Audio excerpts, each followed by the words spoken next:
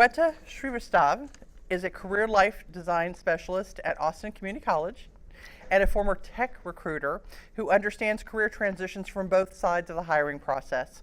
With 9+ years of experience, 2 career pivots, and personal experience returning to work after a career gap, she specializes in helping job seekers regain confidence, tell their story, and navigate today's job market with clarity and strategy.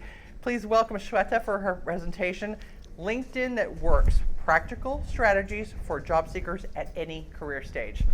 Take it away, Shweta. Thank you.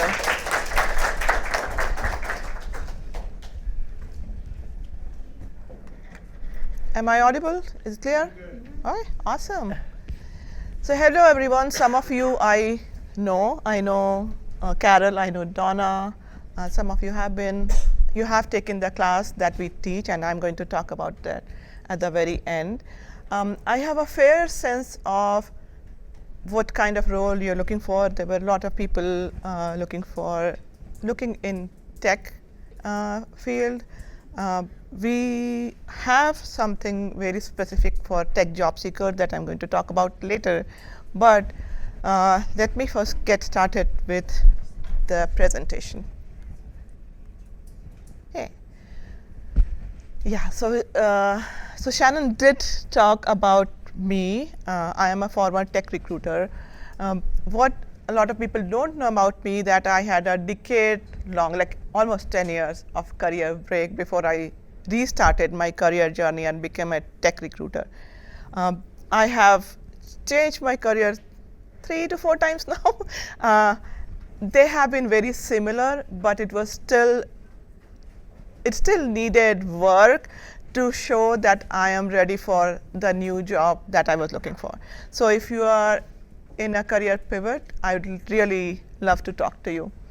I was recently invited by the faculty of a tech department here at ACC to train the faculty in helping their student leverage LinkedIn in the best possible way, because a lot of things in LinkedIn have changed.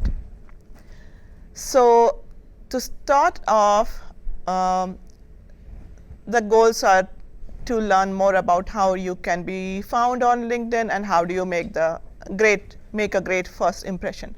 To start off, I want you to think of these questions. So I would like to know, I don't want to assume. I told my colleague, I was working on the presentation with her, I'm like, everyone has a LinkedIn profile. And she's like, why do you assume? I'm like, okay, then I'll put that question there. So I assume everyone has a LinkedIn profile, but I want to know if that's true. How often do you engage on LinkedIn, like posting, liking someone's post or commenting?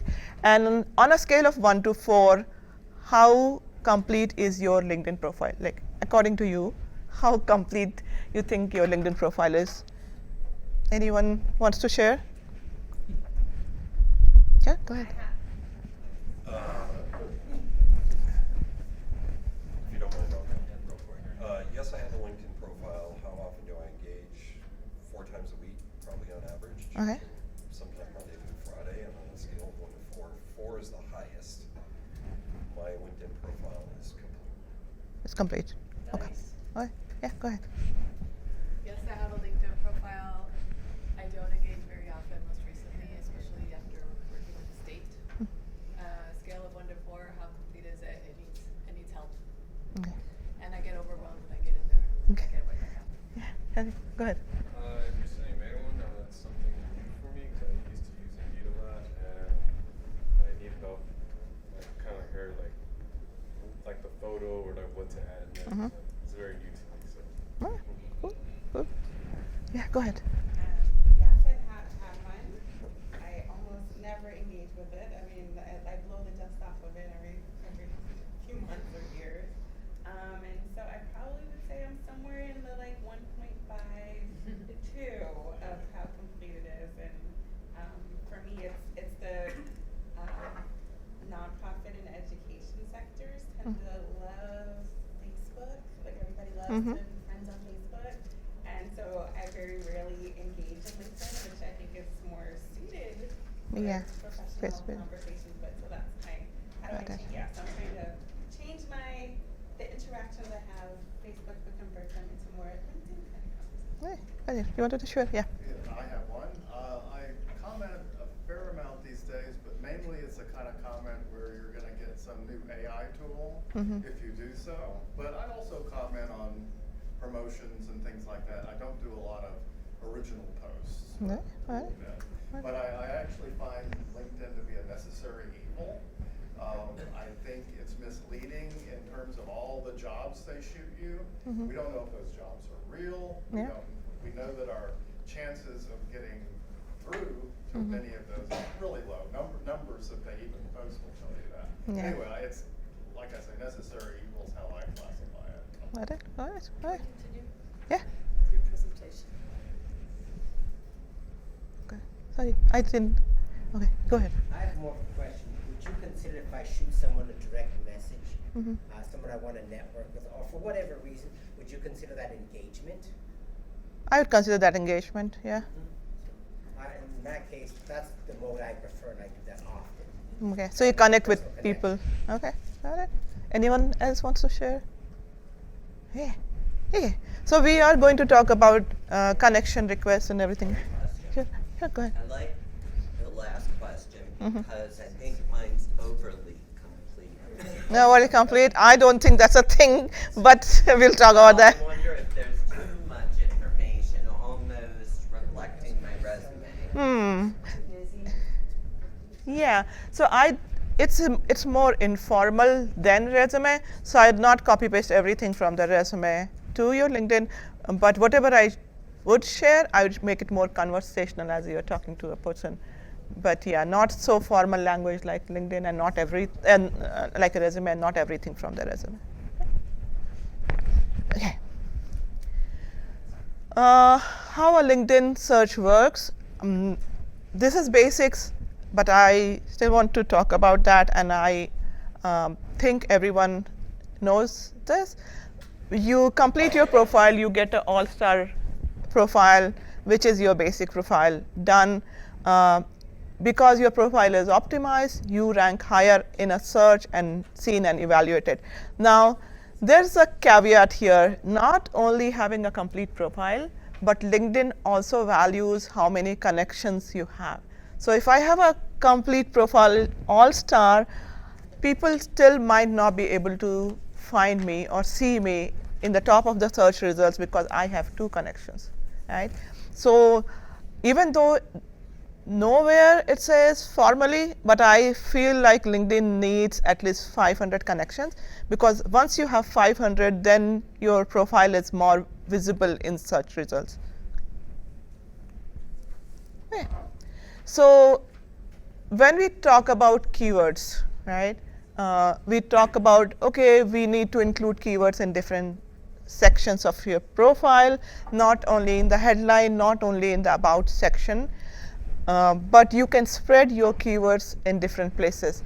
One of the thing a lot of job seekers do, I have done that, where we try to keyword stuff in one section, and the reader thinks, okay, Shweta is trying to hack the system, and that's why she has stuffed all the keywords in the about section of her profile instead of including it throughout her profile. Right? So think of the work you are wanting to do. Some people like me, for example, who are trying to pivot from one role to the other, try to mirror more of the roles in the new role so that you are findable because of those keywords, and spread those keywords in different sections of your LinkedIn. I have an exercise where we are going to work on your LinkedIn end of this presentation, and I can give you more information about that. Okay.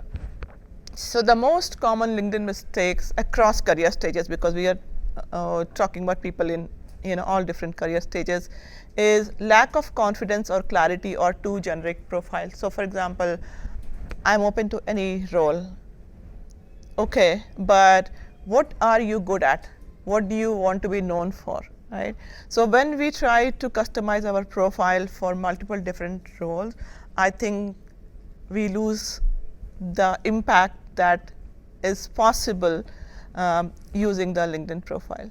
And then headlines is something we are going to talk about, but sometimes people have vague headlines. So one of the most common headlines, so when I work with students, the headline says student, and they're looking for an internship or a job. I'm like, if I read student, how do I know that you're open to an internship or a job, or what do you bring to the table, right?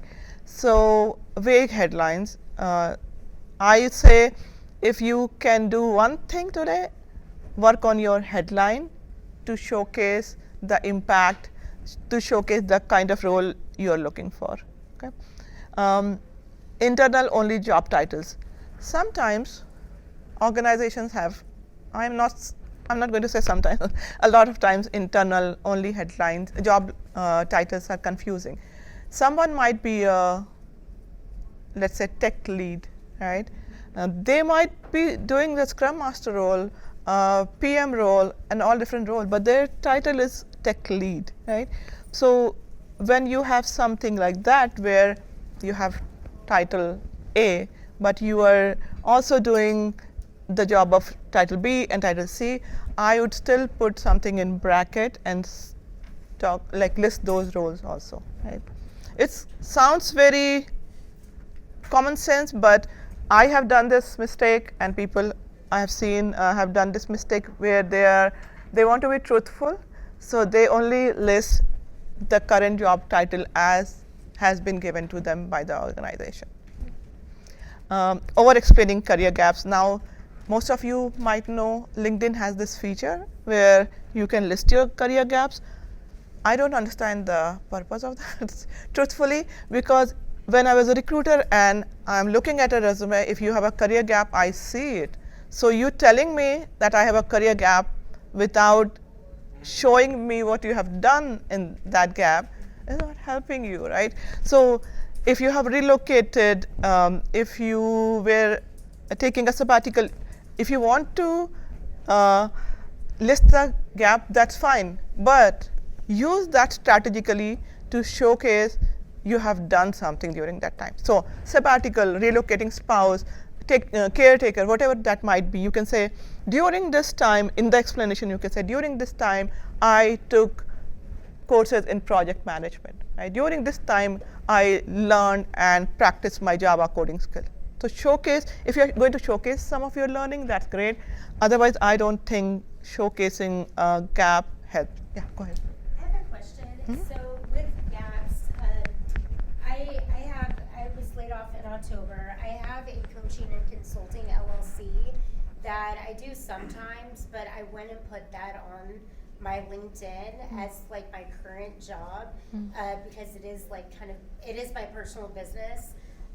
Does that help you or hurt you? Because I got something the other day and someone was like, oh, I see that you're currently working. And I'm like, no, don't get this wrong. Like, I'm looking for full-time work.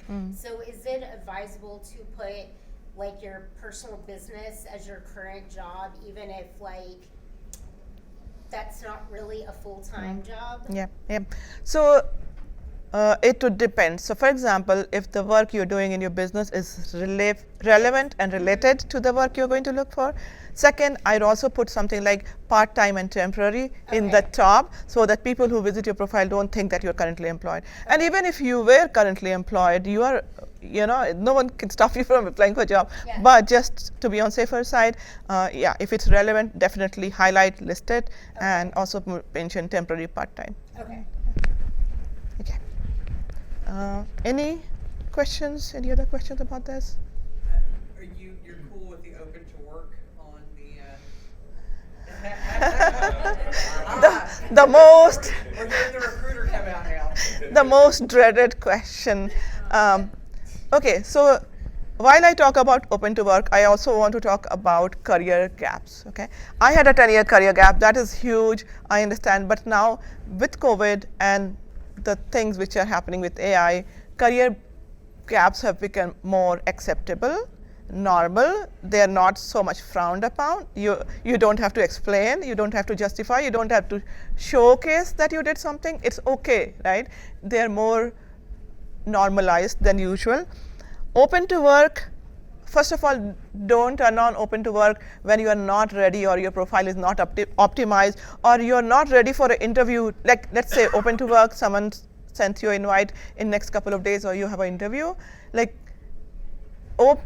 put open to work when you are really ready to engage in that conversation. You are really ready and prepared, upskilled, right? Still, people have these positive and negative feelings about it.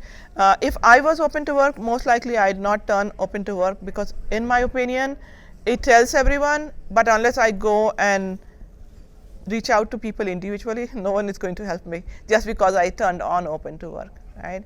And as you all might know, open to work, there are two settings. One is the green logo and one is the behind the scene, which is only visible to recruiter. There's controversy around. I have read two different opinions where someone said, if you turn on the open to work and only recruiters can see it, people in your company can see it. And I have also heard that people in my current company can't see it. I have no scientific way or proof to tell you whether that's true or not. So if you are currently employed and you don't want to risk your current company to know, I would not turn on the open to work behind the scene button for recruiters. And as far as the big green open to work, if you wanted to, you definitely should, but I think it goes a longer way if you reach out to people instead of turning on the open to work, because if someone in my network is open to work and they did not reach out to me, I would not do anything, right? Unless they are like my best friend. I'm like, oh my God, you turned on open to work. How can I help you, right? But if I'm seeing my general network and someone is open to work, I don't think I'll initiate any conversation unless they reach out to me and they say, hey, looking for this kind of work or that kind of work. If you know someone, would love an introduction, can you help me with my resume review and those kind of things. So for example, Carol's example, Carol was working with me and she said, I'm targeting these two companies. Do you know anyone here? And there were two people in my first degree connection who I introduced her to. I'm not sure if she got a response or not, but that would be the kind of outreach I'm talking to. You know someone who knows someone who can make an introduction, that goes a longer way. And you all might have heard and read that a lot of jobs are found through referrals. It's even more important now because with people creating AI resumes, with companies using AI, there's so much confusion in the process. There's so much volume and so much confusion in the normal job board application process. So I suggest to cut short the line and reach out to a human directly and ask for a referral. Okay? And I know that we have not searched for a job in this way, where we are required to do more hard work and reach out to people. It's not comfortable. But if you're looking for a good role fast, that would be the way. Okay. So let's talk about how to write a strong profile and first impressions. So we talked about how your keywords show in different places. Do you all know that if you are listing a skill on your LinkedIn, you can list the skill in all different sections, not just the skills section? Anyone know about that? It's in the experience part. For each experience, you can list your skills. Yeah, so you can list, I have listed my skills in my about section, in my skills, in my education, in my experience. Technically, you can't list a skill in your recommendations, but I have still included recommendations here because if someone, so for example, there's a person named Karen Jack who has written me a recommendation. She used to be my TA manager when I was working in my last recruiter role. And she has listed all the skills I have. So technical skills, soft skills, and the positions I'm a great fit for. So even though it's not a keyword per se, still that mention there helps in searches, right? In searches and in making a good first impression if someone sees my profile.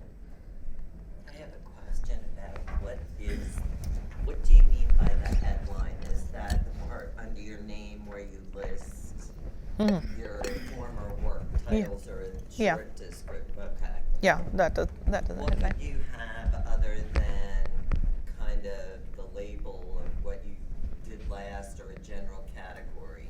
Yeah. So I have a headline exercise where I have brought some examples of career, different people in different stages, and then we are going to work on our own headlines, and then I can give feedback. Thanks. Okay. So the first thing when we are working on resume or LinkedIn is to understand the value. I come from a team in ACC where we offer a 4-week course. It's called Strategies for Today's Jobs. And the first thing we work on is understanding your value, understanding your strengths, and your uniqueness, right? So understanding how you add value would be the first step, either, even before you start writing in your resume or LinkedIn. For all of you, do you think you are clear how you add value? Somewhat. Eh, I thought everyone would do yes. Yes.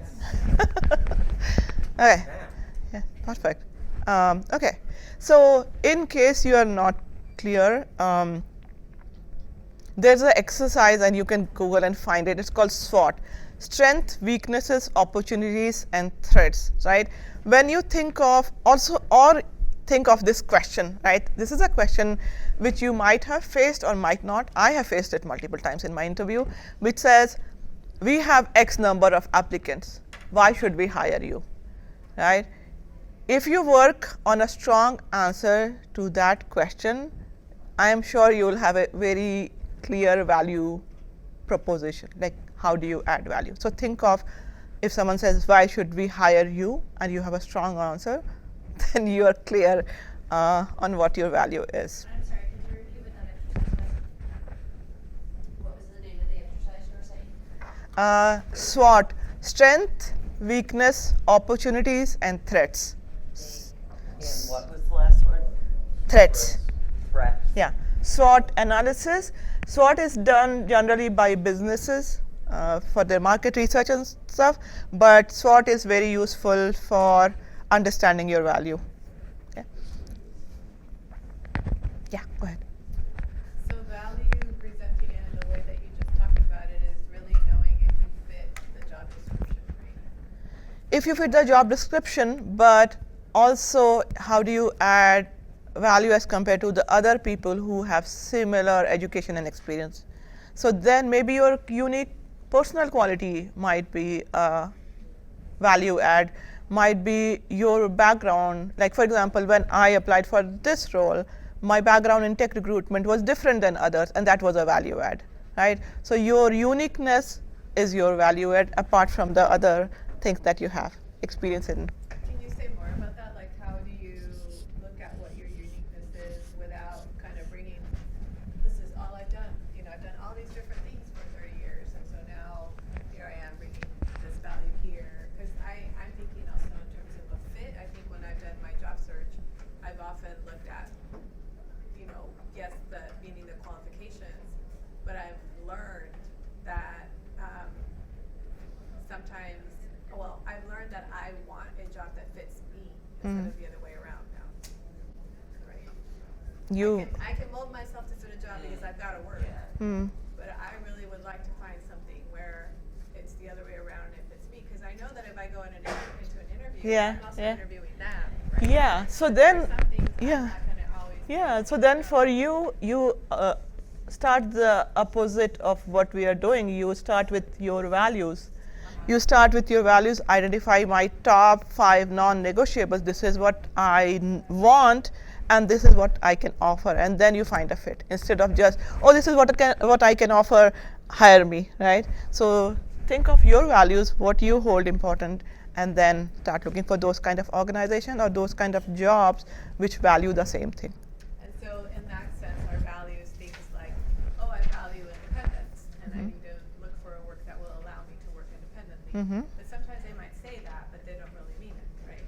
So then it's up to me to ask maybe more questions in the interview to know about what they're defining as that. Yeah. Sometimes, Sometimes it says it on the job description, sometimes it doesn't, but I don't wanna work under a micromanager. Yeah, It's gonna, yeah. kill all the creativity. true. And sometimes, if we ask the question directly, we might not get an answer. I generally find the answers on PayScale and Glassdoor and Indeed, and see what the employees are saying instead of asking the person directly, because they are only going to say nice things. Research, that's Yeah. right. Yeah. Research. So yeah, Thank do the you. research. Okay. So knowing our value, having an all-star profile, we talked about the number of connections. We talked about keyword optimization. If you are in the tech field, UI, UX, or entry-level software development, let's say, then you will have a portfolio. Even if you're not in those fields, you still might have a portfolio where you talk about what your accomplishments, what you can do. We talked about skills, recommendations, and endorsements. So does everyone know about endorsements? Yeah, cool. How are we doing on the time? How much time? It's 11:09. So, You can go till 11:40. okay. Perfect. Okay. Recommendations are descriptions people can write about you on LinkedIn. So what was your question? How does endorsements Different than recommendation? different than So when you list your skills, people can go and endorse it.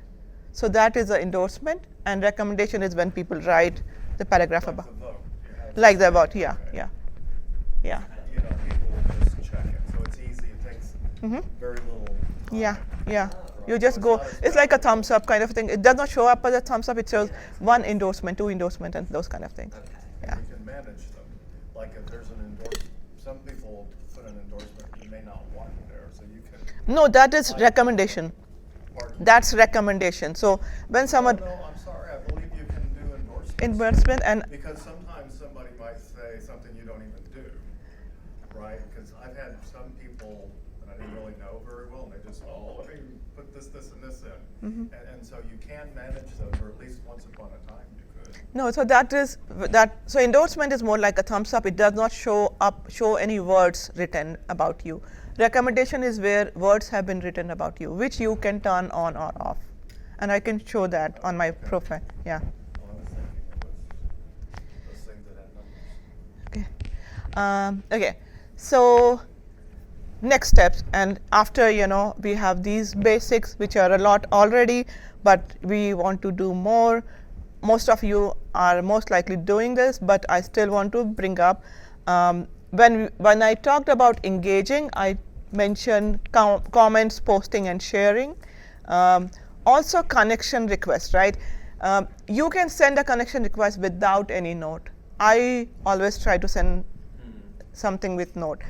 The challenge now is, and it was not a challenge earlier, when you could send unlimited connection requests with notes for free.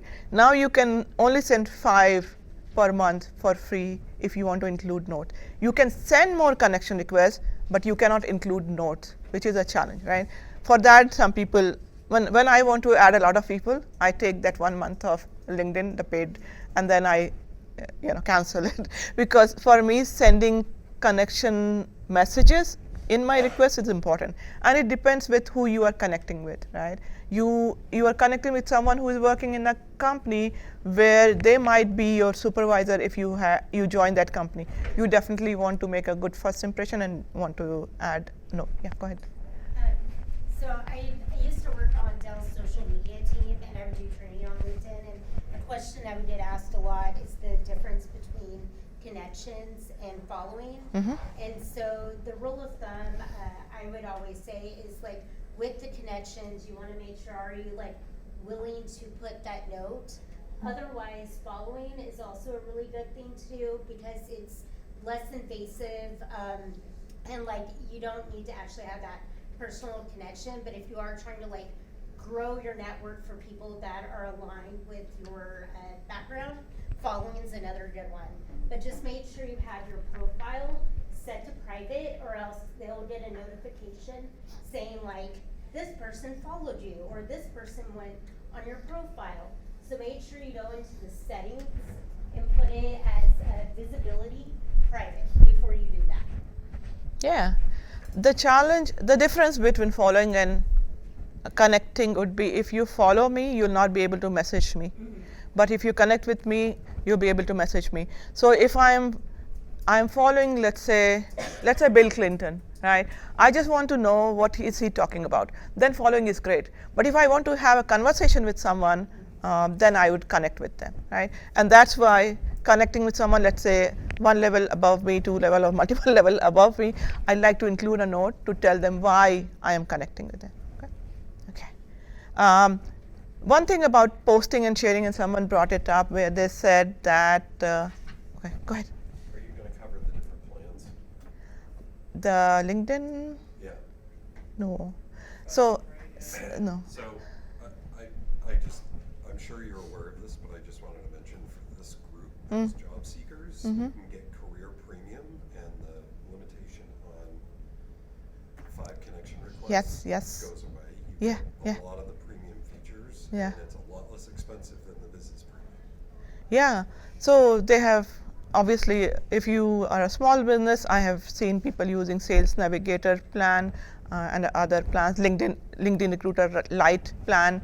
But yeah, for job seekers, we just need the basic premium plan. So if you decide to do that, that would be when you don't have any limitations on the number of connections or where you can send a note. It's hard to find. You usually have to chat somebody up in their chatbot. Yeah. Okay, so now someone brought up posting and sharing. Very low effort posting would be resharing the content someone else has shared. Harvard Business News, CNN, New York Times. Even if you log in and you see all these news articles in the column when you log into LinkedIn, if something is very interesting, I generally take that link, write 1 or 2 sentences. That is important. You need to voice your opinion, right? So what do you think about it? Why was this important? You would write 1 or 2 sentences about that article, and then you will share, right? Sometimes you want to write your own thing. When you get comfortable, you can do that. But just the action of sharing that someone else has posted boosts your visibility, right? So that would be an easy way to be active other than commenting and connecting with people. Okay, so we are going to work on your LinkedIn headline, and I have a formula for that so that it makes it easy for you. We are going to think of the roles or role that we are looking for.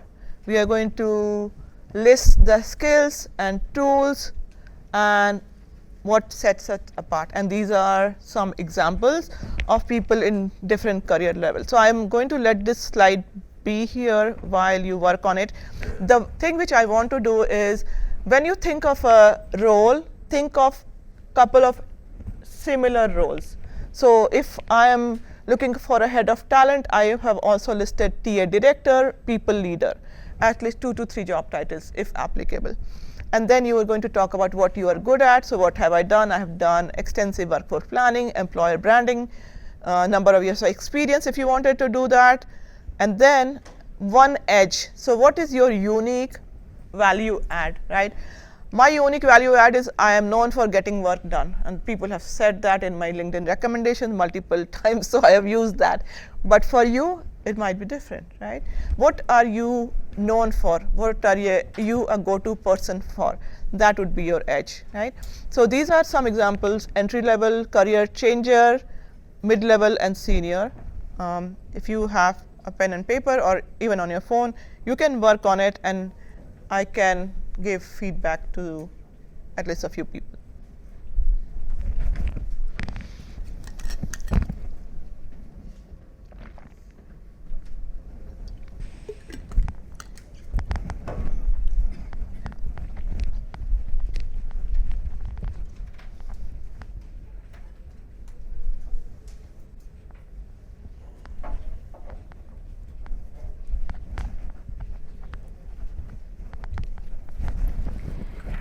Is there a way to share screen? Like if I want to give a LinkedIn show them a LinkedIn demo?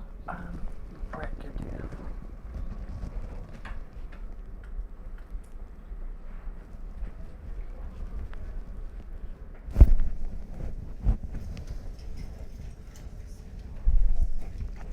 I have a question about the senior level. It says 11 plus years driving hiring excellence. In terms of time, how much time should you actually admit to? I mean, you don't want to age yourself. Yep, we'll talk about that.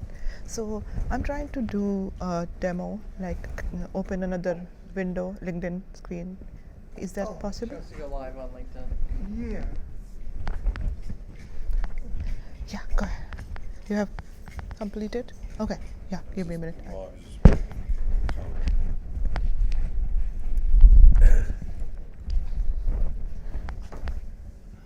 So the answer the question about how much time you should mention, that's why I'm saying I have not included it in other ones, but I have included in mine kind of thing, because for that role, I need to show my seniority, but for certain roles you might not. And when we work on resume with people, I generally tell them to not show more than 10 years of experience if you have 20 years of experience, right? So yeah, ageism is real and we don't want to open with that. Can you open this again?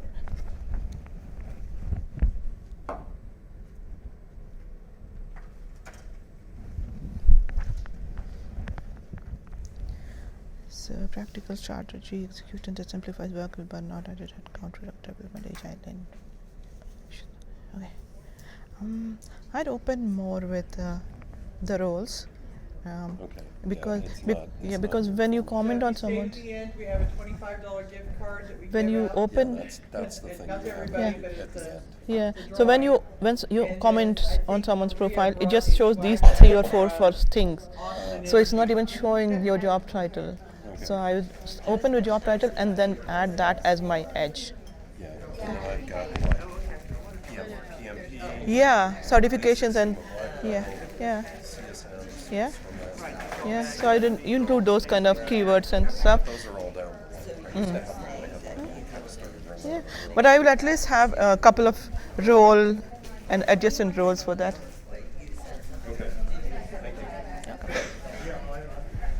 you. Okay. I can open my profile and then okay.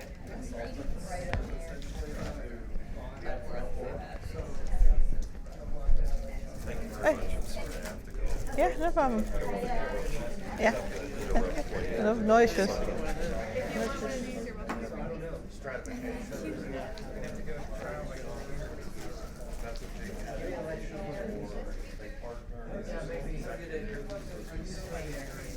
Okay. Anyone wants to share? Oh, they are discussing.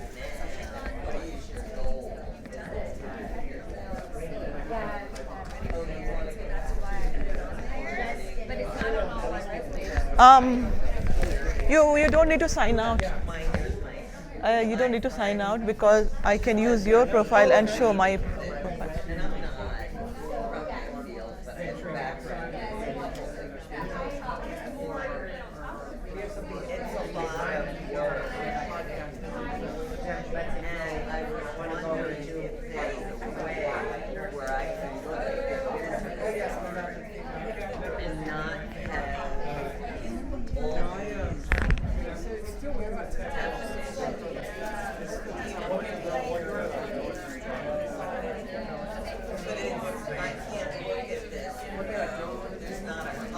Okay, yeah, it's great.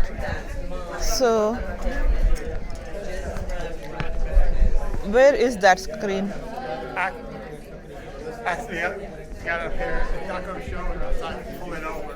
Oh, so can you type my name and find my profile?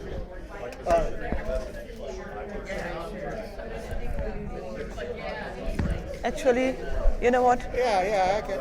No, let me go back to my presentation. I will. Okay. Okay, no. Let's find it. And then we can keep both windows open. So it's Shweta, SHWETA. SHWETA. W. No, no, no. No A.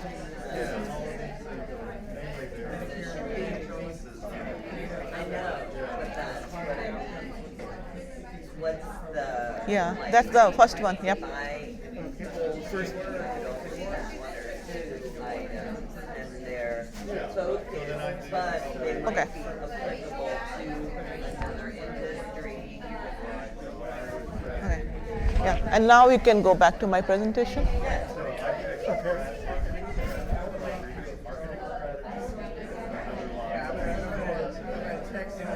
Good.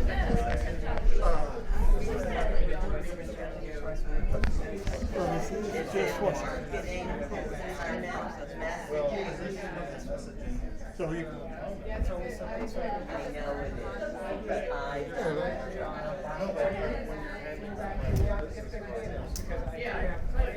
But my husband might do it. So but I don't. Hello. So I wouldn't. Okay. Anyone wants to share? Anyone wants to share their LinkedIn headline and get feedback? Go ahead, Sonal.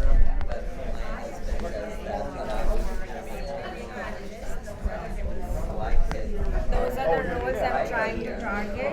So it's senior data analyst, senior business intelligence and operational manager.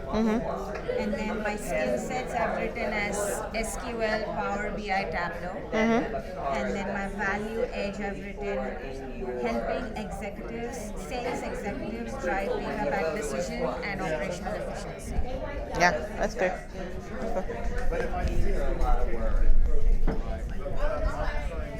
Yeah. Can we have your attention, please? Okay, go ahead, please. Well, okay, so for the state, the jobs are pretty various. Can you speak louder so that? If you can hear me, clap once. If you can hear me, clap twice. If you can hear me, give yourselves a round of applause. Thank you. Thank you. Yeah, go ahead. So I was just saying to Shweta that for the state, the job titles are kind of nebulous, and sometimes it's hard to really like pinpoint what it is that you're supposed to be called. So the only thing I wrote down was, for now, program specialist, deputy clerk, executive operations support, business operations support, and then executive clerk. And then for the last, like you put known for getting work done, I put precise. But I don't know if that works or not. Yeah, known for accuracy and something like that. Okay. Accuracy and preciseness, detail orientedness. So, are you looking for a state position? Yes. Okay. Then those job titles don't need to be translated to the corporate world because they have similar job titles. So that's good. That's no problem. Yeah. Thank you. Yeah. I'm sorry. Something came up with me and it was kind of, I didn't know how to handle it. So a recruiter wanted me to apply, or wanted to put me as an applicant in for grant specialist. And yes, I work with grants, but I work more with applicant facing. So he put me in for that position with GLO, the Texas General Land Office, and he set everything up and got an interview date, and I accepted. Well, when they sent me the questions I was going to be asked, I was like, I have no idea what they're talking about. It was like, I could not really, and he could not really go by the job description that had been posted. And the questions were so specific, and they were analyst, what was budgeting. It was more a financial position.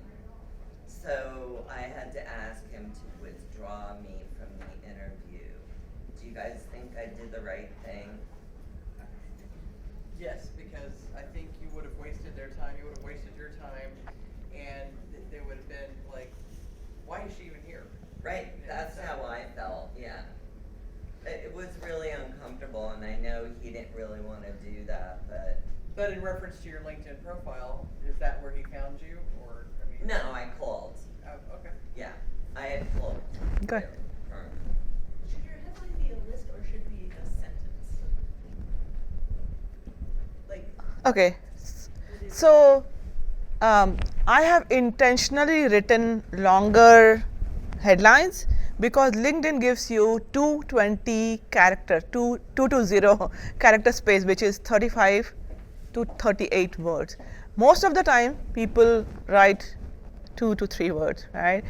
So I wanted to emphasize the fact that LinkedIn gives you 35 to 38 keyword space. Why not use it?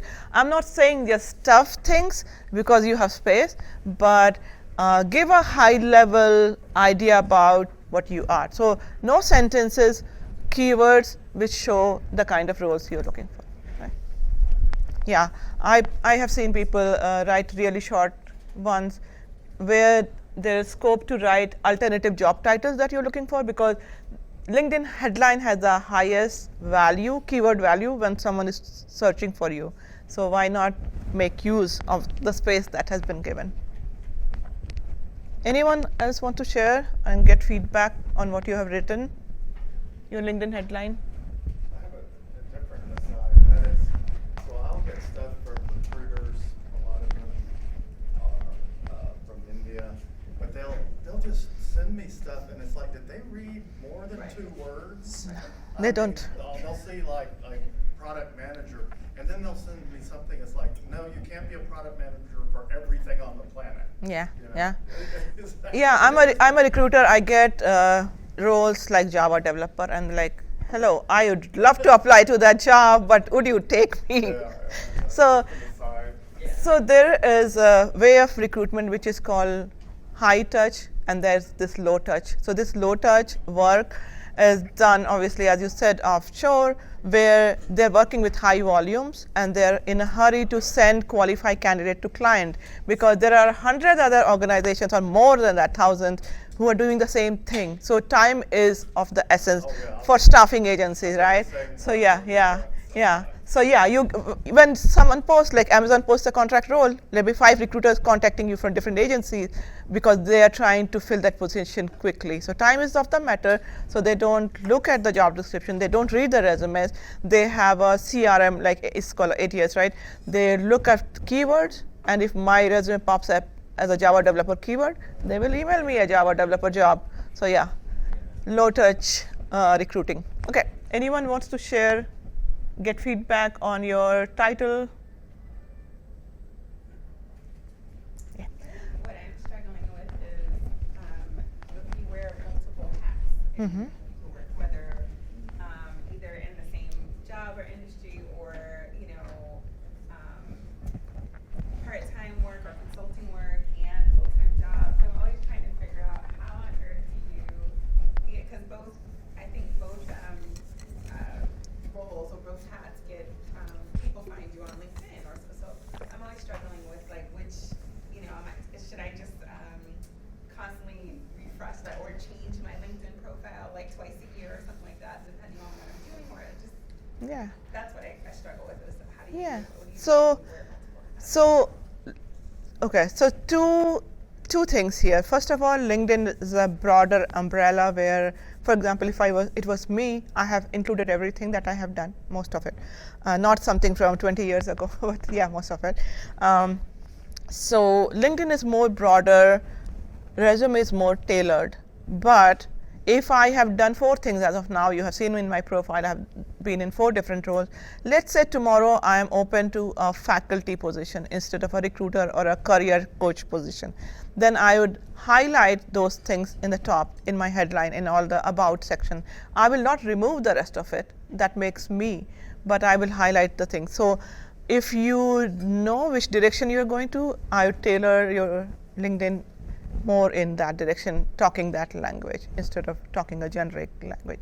Because think of this as an instrument where someone comes and looks at your profile and they want to see that you have the expert status that you're claiming and how did you get that expert status. It tells them a story about what you have done and what you can do. So I would just focus in that direction that you decide to go to, right? To go towards. Okay. We did this activity. My last slide is this course that I was talking to. You can go to the URL or you can scan the QR code.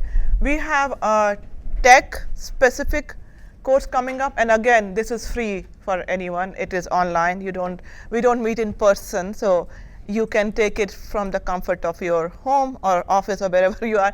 But we have a new thing which we are trying, which is we generally have this 4-week course, which is very intensive, 2 classes each week, homework, meeting with a coach. So you have a lot of responsibilities built in 1 week. If you don't have time for that, we are trying a 8-week model where you have 1 class each week, and that might work better for someone. But the tech cohort, which is starting on 16th February, 6 to 8 p.m. So for anyone looking for tech and tech adjacent roles, I'd highly recommend that. What other topics do you have besides tech? Yeah, so the deliverables after the program is that you have a resume which is optimized, updated, and ready, and you get a couple of times feedback on that. You have your value statement, your brand, and you are able to communicate that. You practice your elevator pitch and get feedback. You also do a mock interview based on your target position. So in 4 weeks, those are things we do. And in the class, we have multiple other, Carol knows better than me, but in the class, we have multiple hands-on activities to understand your strengths and then how do you articulate it. You also get to do assessment. If you are in tech, you get to do a free Gallup assessment. If you go in the tech cohort, if you go in the general cohort, you do an assessment called Use Science, which again helps you build, talk more about your values and strengths. When do you have the general and not the tech field? No, we have 2 courses. Right. Oh, I thought you meant tech, meaning people looking for tech jobs. Yes. They have two different courses. They have the strategies course for today's jobs, and they also have the tech strategies. Yeah, so there is one, we call it GenCo, general cohort, and tech cohort. 2 different cohorts, Okay, 2 courses. okay. But Thank yeah, you, yeah, sorry. yeah, no worries. I wanted to quickly talk about LinkedIn. Let me see if I can figure that out.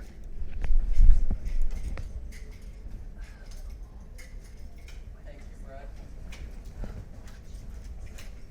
We would not have a meeting without this man. I know.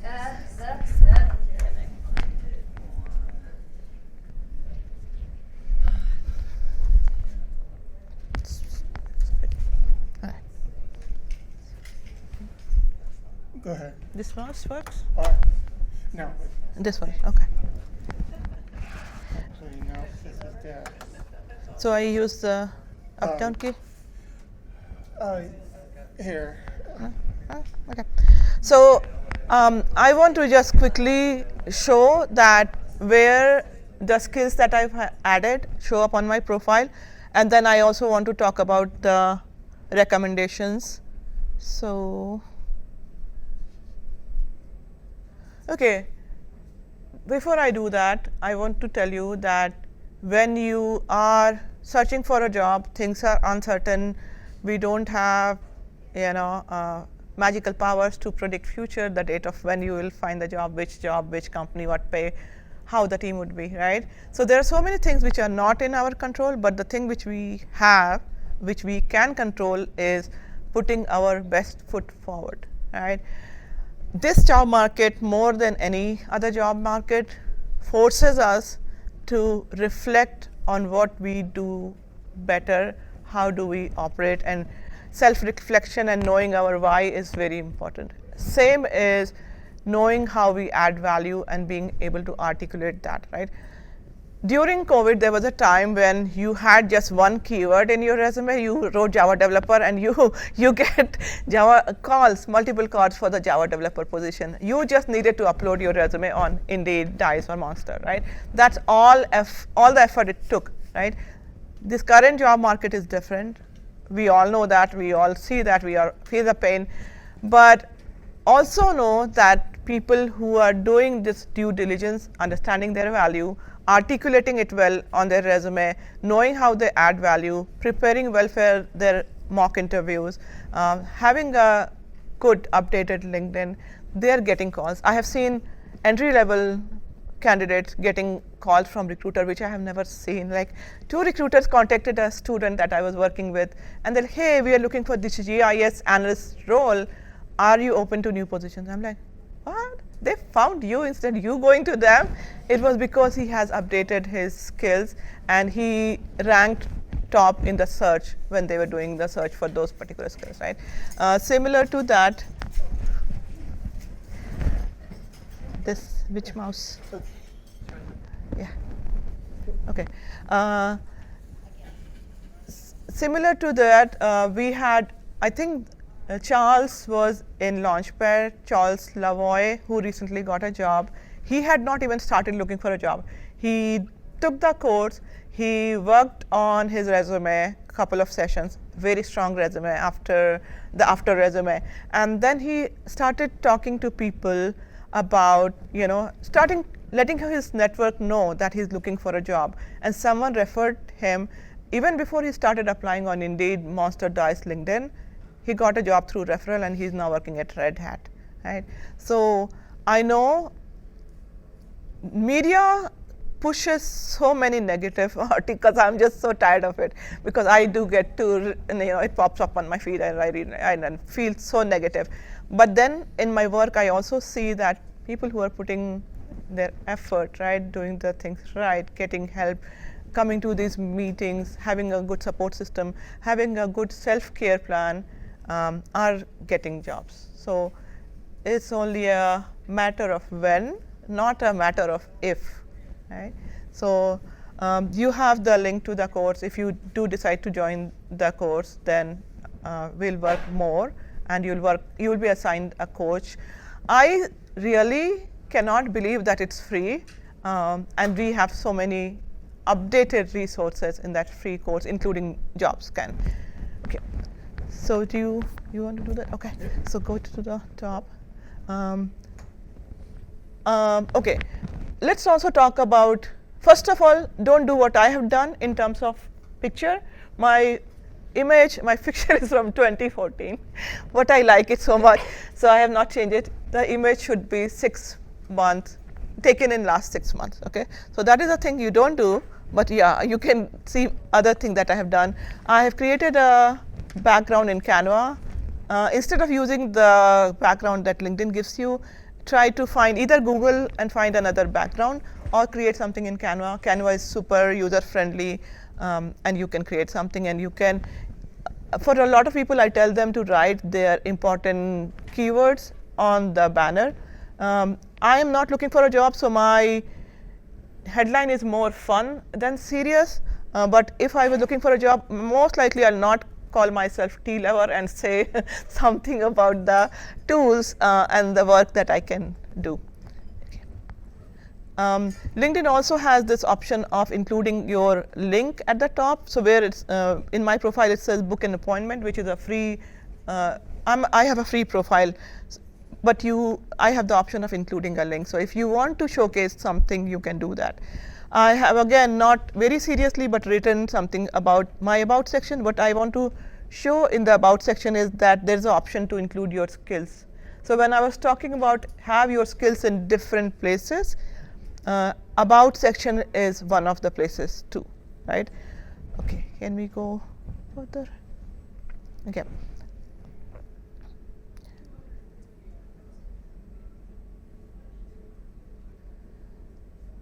Okay. Again, in all of my jobs, I have listed the skills. So that way, that's what I'm trying to say, where you don't need to have your skills in one place. You can you have the option now to list your skills in multiple places.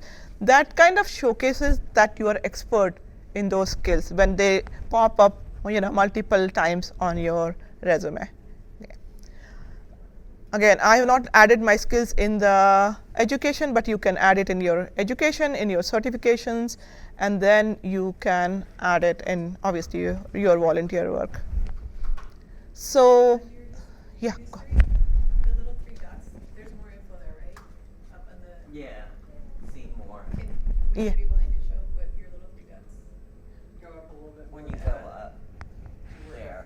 Yes, yes, There, yes. I was a recruiter and coordinator, but To the right, it says see more. yes. Yeah. Yeah, that's an option to see more. Can you click on some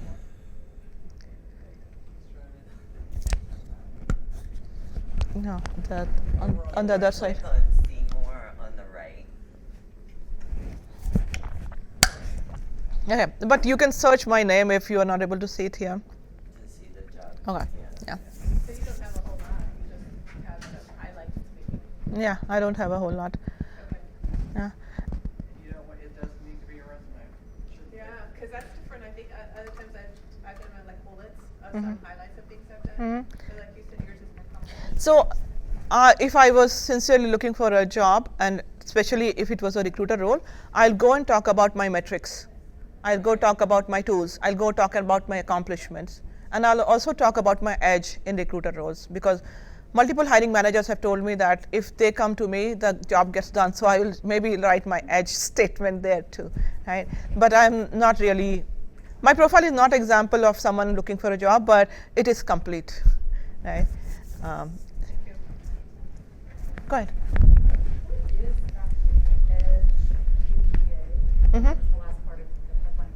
Yeah, so your edge. Edge means how your unique, what is your unique strength that you are appreciated for, or something you have accomplished. Edge might be something that sets you apart, your unique value add. Yeah, that's it, your edge. Okay, so in my skills, if you can open the show 60 skills. In your skills, when you add your skills, you can ask for endorsements, and endorsements are a one-click thing. So some of my skills would say 9 endorsements, right? So if you list your skills, and I am supposed to do this every quarter or so. That's what I have been suggested to do, but I have not done, where I reach out to my network, those people who know my work, and I say, hey, can you please endorse me for my LinkedIn review skills, right? That is something highly recommend once your profile is complete, but that's not a deal breaker, right? That just shows that you are an authority in that particular skill. So yeah, so you see 8 endorsements there. That's people giving thumbs up, saying that Shweta has that skill, right? So that's what endorsement means. Okay. Can let Lanny know that your second connect is yours. Lanny, yeah. Okay. Can we go back? Yeah. No. In the LinkedIn. Okay. So now these are recommendations that when people land on my profile, they can see what people are saying, how I know them, and then the description of the services or the quality of work I have done, or what I have done. Right now, this is where you can turn on or off the recommendation someone gave you. In fact, if someone gives you a recommendation, if I ask for a recommendation, I tell them what I want. If I request them, not tell them, I request them if they can highlight a particular quality of mine or a particular skill. That way, when they're writing a recommendation, they know what they write. And even after they send it to me, I have sent requests to edit it, right? You have that option. It's not like set in stone. Once you ask a recommendation, someone sends you, you have to use it. You can ask for, politely you can ask for, hey, can you change this? Can you include this? Can you highlight more of this? And then you have a good recommendation. So most of the recommendations I have gotten a requested edit, and then they have given me the final recommendation. Okay. So yeah, you have that's it, and you have the option of adding your courses, adding skills in your education. So I hope the spreading of skills and making a powerful headline are, activities that helped you. Would love to connect Shweta Shrivastav if you search by my name, and then would love you to be in the course. Go ahead. I have a specific question, and I'm curious to know, as a recruiter, what do you think? Let's just say I have all my profiles set up. I'm ready to go, open to work, really, and I have my top 5 companies I'm targeting. I find a role, I apply it, and say on LinkedIn I find the hiring manager as well for that role.